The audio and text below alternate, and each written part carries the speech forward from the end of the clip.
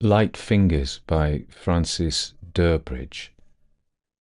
Paul Temple, a popular novelist and famous private detective, placed a red carnation in the buttonhole of his dinner jacket, flicked a fleck of dust from his trousers, and carefully adjusted his evening dress bow.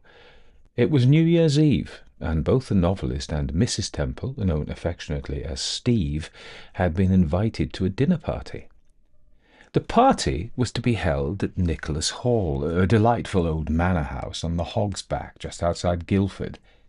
The hall belonged to a friend of Paul Temple's called Sir Stephen Peters.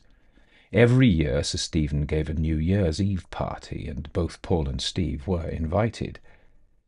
It was just after 6 o'clock when Steve climbed into the driving seat of her husband's new sports car and turned the bonnet of the car southwards. "Now drive carefully, Steve," warned Temple. "Remember, the roads are very treacherous at this time of year."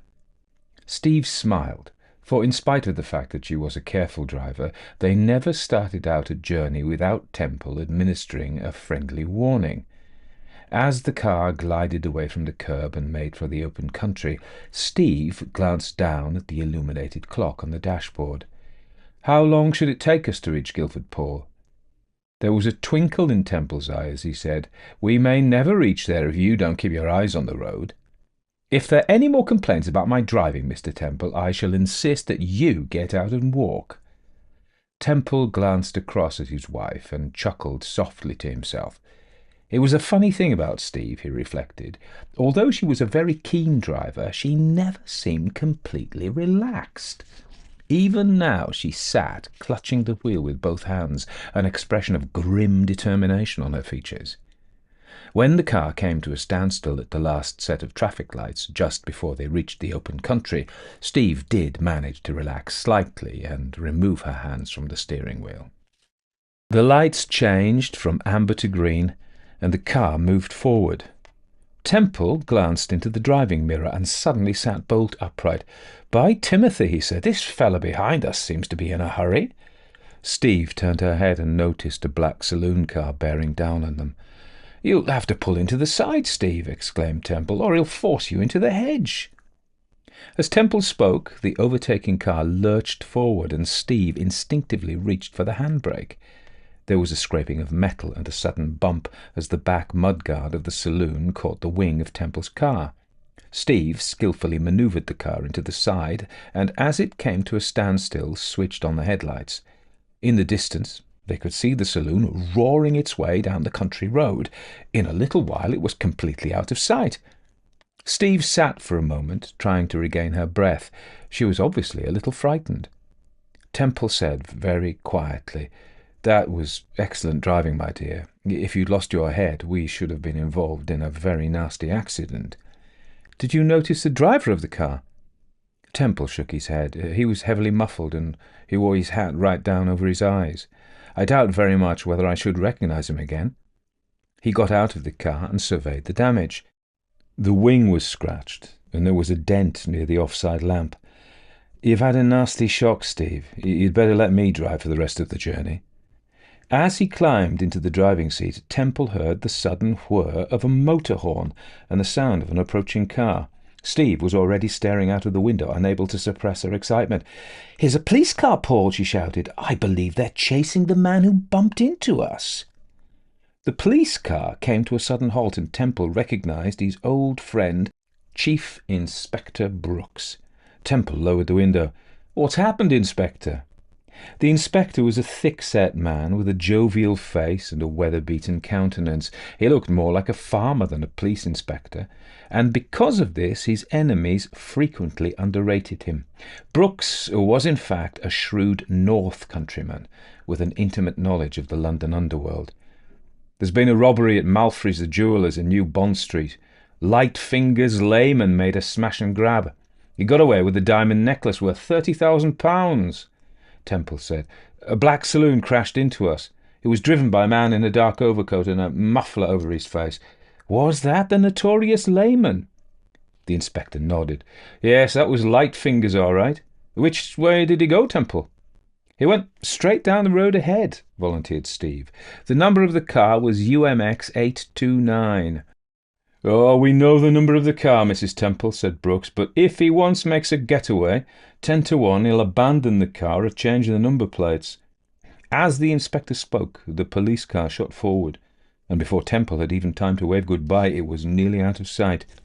"Have you heard of Lightfinger's layman?" asked Steve. Temple changed gear, and the sports car once again moved forward into the centre of the road. "I first heard of him 2 or 3 years ago when he broke into the North Midfield Bank at Exeter. Lightfingers is what they call a lone operator. He works entirely on his own. Would you recognise him if you saw him?" "Very much doubt it," said Temple. "I've only seen photographs of him. If I remember rightly, he has a rather nasty scar across the back of his left hand." The car gathered speed, and Paul Temple found himself thinking of Lightfinger's layman.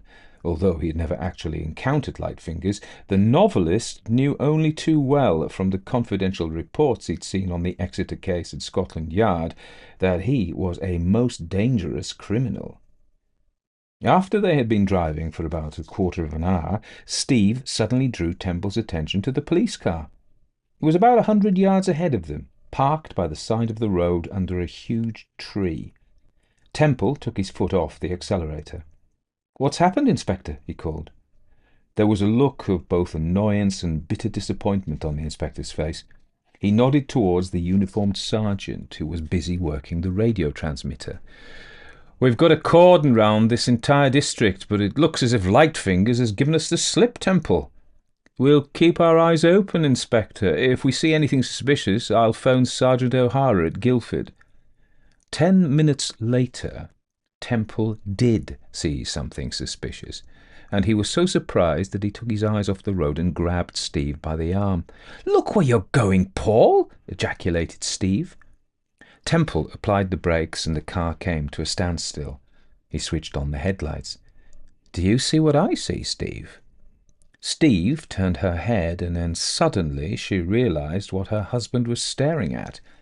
In a little clearing, about 10 or 20 yards down from the main road, stood the black saloon car. It had obviously been forced off the road, or deliberately driven off, for the front wheels rested in a narrow ditch and the radiator was embedded in the bank. While they were watching the car, a man came running up the bank and onto the road. He was a nervous, shriveled-up little man with a clean-shaven face and long dark hair. He carried his overcoat over his left arm. The man hesitated for a moment, shielding his eyes from the glare of the headlights. Paul Temple took careful stock of the stranger before dimming the lights. The man certainly didn't look like the notorious Lightfingers, although there was a nasty cut across the lower part of his face which added a sinister touch to his appearance. He explained that his name was Professor Thompson, and that he was on his way to Guildford.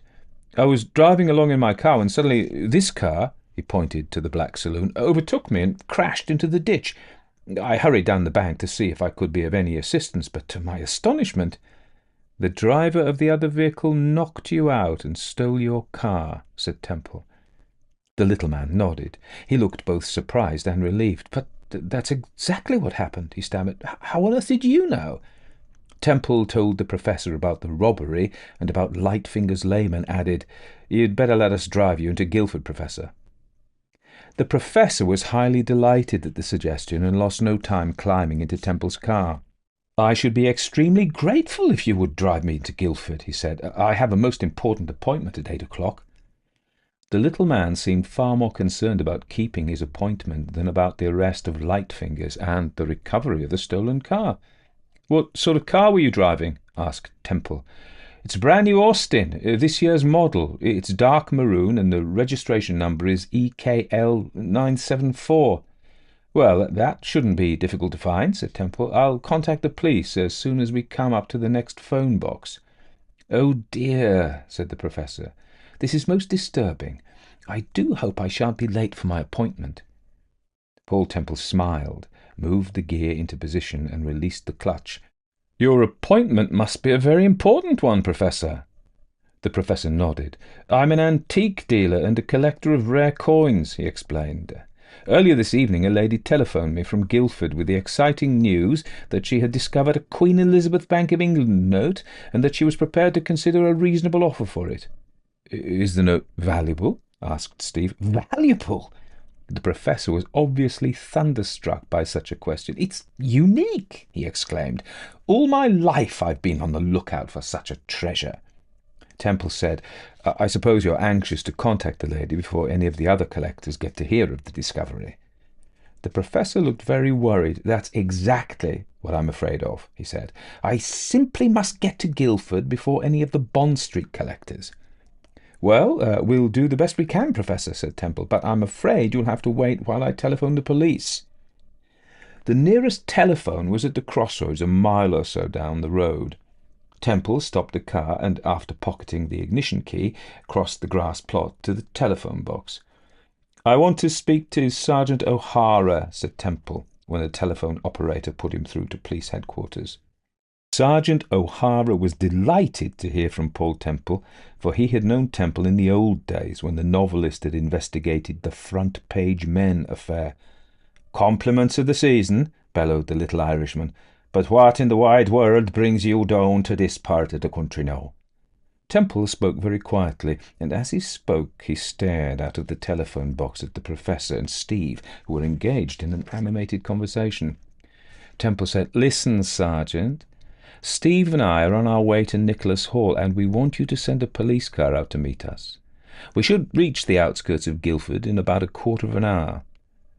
Although O'Hara was bewildered, he sensed the tone of urgency in Temple's voice. Is anything the matter? He said quietly. Paul Temple said, Yes, I've got the man you're looking for.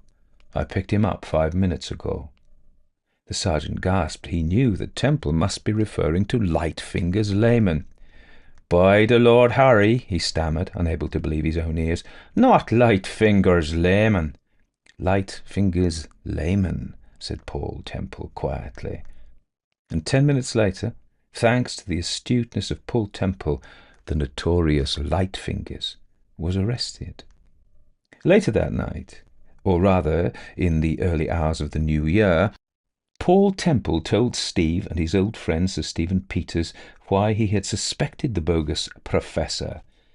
As soon as I saw him carrying his overcoat over his left arm, I was suspicious, said Temple. It was a very cold night, and yet obviously he was determined not to wear his coat. I realized, however, that the overcoat must be serving a particular purpose. It was, in fact, concealing the scar on the back of his left hand. That was clue number 1, said Steve. But what was the second clue, Paul? The second clue, explained Temple, was when the professor said that his car had been stolen. He described the car as a brand new model, registration number EKL974.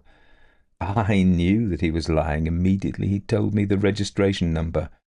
A new car would never be registered as EKL. These letters belong to the 1938 or 39 period. And the third clue? Asked Sir Stephen. The third clue was the most important of them all, said Temple. It was when the professor pretended to be a collector of rare coins. He said that he was going to Guildford in order to buy a very valuable Queen Elizabeth Bank of England note.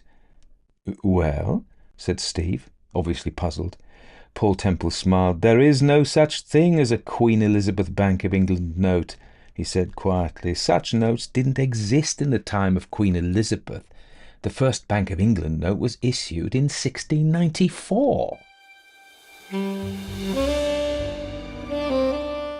If you like that story, consider supporting me as a patron. That way you help me make more stories for you and get access to a patrons-only library of stories. Lots more hours for you to listen to.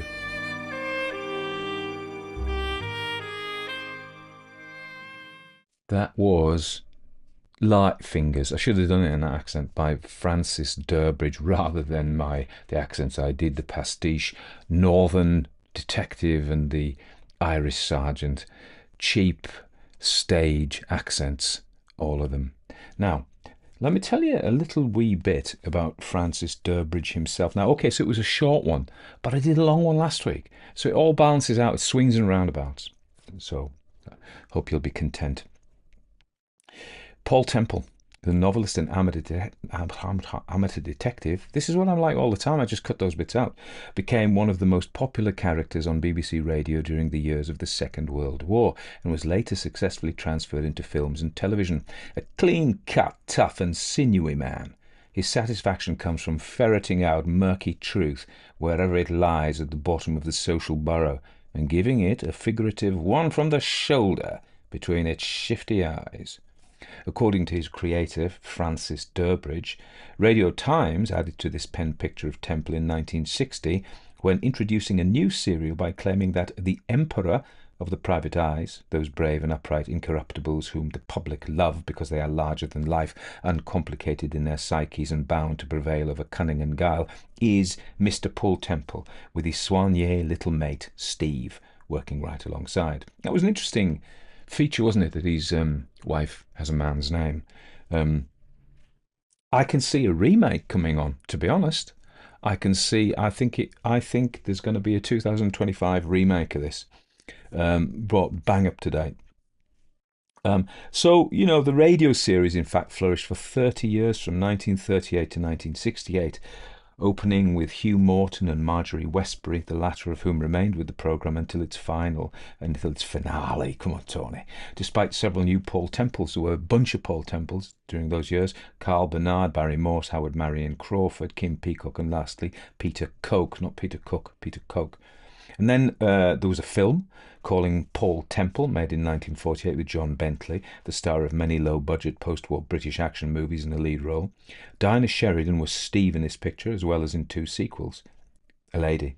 Paul Temple's Triumph, 1950, and Paul Temple Returns, 1952. She also repeated the role when she and Bentley starred in the 12-episode BBC TV series Paul Temple, also scripted by Durbridge, which was screened in 1968. Well, I don't remember any of that, really. I just can't. I've got this book called The Television Detectives Omnibus, which I dipped into last week, and for some reason it was still there, so I thought, let's have a leaf through. I was going to do a Van der Valk story. It was only a page and a half. I thought, oh my goodness, there'll be complaints about that. So even though this is quite short, it's not as short as that one. So I actually had some notes about Paul Durbridge as well. Born 1912 in Hull, England. Hull. It was a prominent, that's a pastiche as well, a parody. I don't mean to upset anybody, English crime writer and playwright, and Paul Temple, and he wrote radio plays. So he attended the local grammar school and later studied at the University of Leeds, where he developed an interest in writing and drama. Sounds a bit like me, apart from wasn't born in Hull. And I did attend a local grammar school, and I later studied, but not at the University of Leeds, but the University of Wales. So Durbridge began his career as a journalist and scriptwriter for radio. His early work involved writing short stories and scripts. And then, of course, he did several novels. Most famous were The Man Who Died, 1941, The House on the Hill, 1942, The Twelfth Night, 1949, The Last Train, 1940, and then, of course, his success was through the radio plays. This is Paul Temple, who, although he says he's the guy who runs straight from the shoulder between the shifty eyes of the lowlife, he's he lives near Guildford. He can't be that rough, can he? Anyway, and these continue to be popular right through the 1970s, and they kind of died away now. So intricate plots, clever twists, and a focus on psychological elements. Well, I'm not sure we got any psychological elements, but engaging characters. I think the characters were, they were brief pen portraits. There's a guy called Dwight Swain who was an American pulp writer, and he wrote a book called The Techniques of the Selling Writer, and it's a fantastic book. If you've got any aspirations to be a popular writer, you should read that. And he talked about the skill of being able to characterize people in 2 lines, in a way that was memorable. So, I mean, in this case, Lightfingers, he has the name Lightfingers, doesn't he? And he has the scar. And then when he describes as a thin man, I can't remember what he said, but he has his overcoat over his arm. And then the North Country detective and the Irish sergeant are complete caricatures, as is Sir Peter, what's his name, who has the hall in Surrey. But we're not. This isn't Madame Bovary, is it? It's about entertaining people, and I thought it was entertaining, and it was short. So let's have a. And I'm not going to go on too long. You'll be pleased to know, but just to say something about the shape of the story. So we have the setup to go into this party. Then we have the inciting incident, which is then bumped by the bad guy, and then we have a bit of information, which isn't an information dump. It's presented as a conversation, so you don't think like even some very well considered novelists will stop you for a minute and bend your ear and give you a page of backstory and like, oh right, okay. And most of the time we accept that, but creative writing classes say don't do that. You've got to introduce backstory kind of more organically, and I think this is what he does. We get the crack, as we say, from the North Country inspector, and then that sets us up for seeing the car. It's all very plausible, isn't it? It's run off the road. We've seen how hairily, scarily he's driving, so it's completely plausible. There wasn't any part of that, I don't think, that we thought, hmm.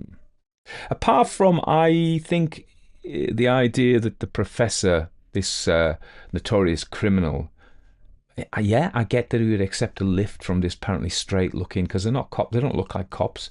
They're not cops. There's Steve, the lady, and the wife, and his Steve's husband, Paul Temple, and not necessarily. So I believe, yeah, he would get in. I get the thing about him hiding his hand. And the only thing is, would he not be suspicious? They say he's going to ring the police. So what's going? I would have liked to know more about what was going through Paul Temple's mind, but of course that would have made it a much more complicated story, because then we would have had to have some way of seeing into Temple's thinking, and how would we have done that?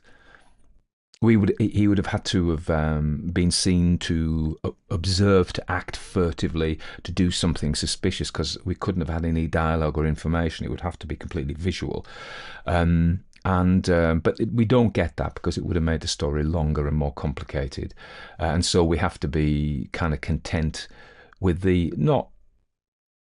Yeah, it's not unbelievable, but it stretches belief a little bit that this notorious criminal who's got away all this time suddenly goes, yeah, okay, I'll just sit in the car while you ring the police, and yeah, drive me too. I mean, yeah, I can believe it, but I think he'll be a bit more savvy than that, wouldn't he?